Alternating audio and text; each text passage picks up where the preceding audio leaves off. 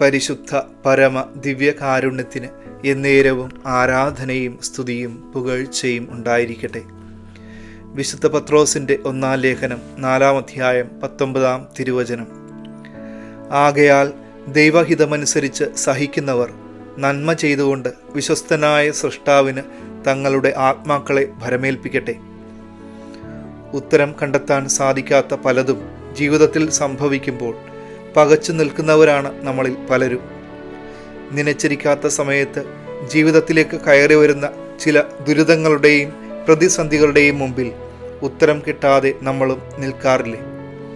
എന്തുകൊണ്ട് എൻ്റെ ജീവിതത്തിൽ ഇത് സംഭവിച്ചു എന്ന ചോദ്യത്തിന് പലപ്പോഴും മൗനം തന്നെയായിരിക്കും ഉത്തരം. എന്നാൽ ഈശോ നമ്മെ പഠിപ്പിച്ചു തരുന്നത് ദൈവഹിതപ്രകാരമുള്ള സഹനങ്ങളെക്കുറിച്ചാണ്. ഉത്തരം കിട്ടാത്ത പല പ്രതിസന്ധികളുടെയും പിന്നിൽ ദൈവത്തിൻ്റെ ചില പദ്ധതികളും ഇഷ്ടങ്ങളും ഉണ്ട്. നമ്മൾ മനസ്സിൽ ഉറപ്പിച്ചിരിക്കുന്ന ചില കാര്യങ്ങൾ നമ്മുടെ കൺമുൻപിൽ വെച്ച് തന്നെ തകിടം മറിഞ്ഞു പോകുന്നത് കാണുമ്പോൾ ചില നേരങ്ങളിൽ ഉലഞ്ഞു പോകാറില്ലേ?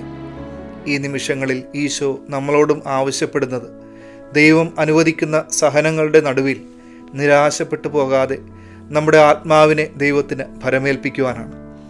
വിശുദ്ധ അഗസ്റ്റിൻ ഇങ്ങനെ പറഞ്ഞു വെച്ചു: ഈ ഭൂമിയിൽ ദൈവത്തിന് ഉണ്ടായിരുന്നത് പാപമില്ലാത്ത ഒരു പുത്രനായിരുന്നു, എന്നാൽ സഹനമില്ലാത്ത ഒരു പുത്രൻ ഉണ്ടായിരുന്നില്ല.